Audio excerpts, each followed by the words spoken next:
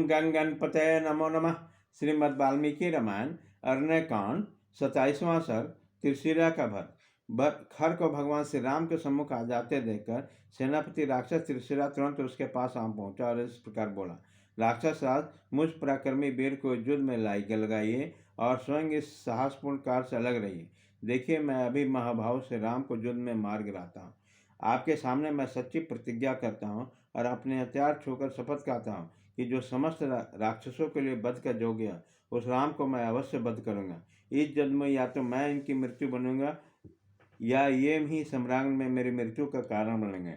आप इस समय अपने युद्ध विषय को उत्साह को रोककर एक मुहूर्त के लिए जय पराजय का निर्णय करने वाले साक्षी बन जाइए। यदि मेरे द्वारा राम मारे गए तो आप प्रसन्नतापूर्वक जनस्थान को लौट जाइएगा, अथवा यदि राम ने मुझे मार दिया तो आप युद्ध के लिए इन पर धावा बोल दीजिएगा।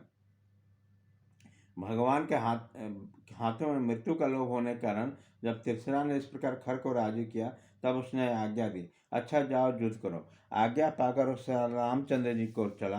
घोड़े जीते हुए एक तेजस्वी रथ के द्वारा त्रिशिरा ने रणभूमि पर श्री राम का आक्रमण किया। उसी समय वो तीनों शिखर वाले पर्वत के समान जान पड़ा। उसके आते ही बड़ी भारी मेघ के बाण रूपी धाराओं की वर्षा प्रारंभ की। वो जल से भींगे हुए नगाड़े की तरह विकट गर्जना करने लगा। त्रिशिरा नामक राक्षस को जाते देखकर श्री रघुनाथ जी धनुष के द्वारा पहने बाण छोड़ते हुए उसे अपने प्रतिद्वंदी के रूप में ग्रहण किया, अथवा उसे आगे बढ़ने से रोक दिया। अत्यंत बलशाली श्री राम और त्रिशिरा का वह संग्राम महाबली सिंह और गजराज युद्ध की भांति बड़ा भयंकर प्रतीत होता था। उसी समय त्रिशिरा ने 3 बाणों से श्री रामचंद्र जी को ललाट को बीन डाला। श्री राम उसकी सुदंडता का सहन न कर सके। वह कुपित होकर रोषावेश में भरकर इस प्रकार बोले, अहो, पराक्रम में प्रकट करने वाले सुरवीर राक्षस का ऐसा बल है जो तुमने फूलों जैसे बाणों द्वारा मेरे ललाट पर प्रहार किया। अच्छा, अब धनुष की डोरी छूटे हुए मेरे बाणों को ग्रहण करो। ऐसा कहकर रोष में भरे हुए श्री राम ने त्रिशिरा की छाती में क्रोधपूर्वक 14 बाण मारे, जो विषधर सर्पों के समान भयंकर थे। तदंतर तेजस्वी रघुनाथ जी ने झुकी गांठ वाली 4 बाणों को उसके चारों घोड़ों को मार गिराया। फिर 8 सैनिकों द्वारा सारथी को भी रथ की बैठक में ही सुला दिया। इसके बाद श्री राम ने एक बाणों से उसकी ध्वजा भी काट डाली। तदंतर जब नष्ट हुए रथ से कूदने लगा, उसी समय श्री राघवेंद्र ने अनेक बाणों द्वारा उस निशाचर की छाती छेद डाली। फिर तो वो जड़बत हो गया। इसके बाद अप्रेमेय स्वरूप श्री राम ने अमरस में भरकर 3 वेगशाली एवं विनाशकारी बाणों द्वारा और राक्षस के तीनों मस्तक काट गिराए।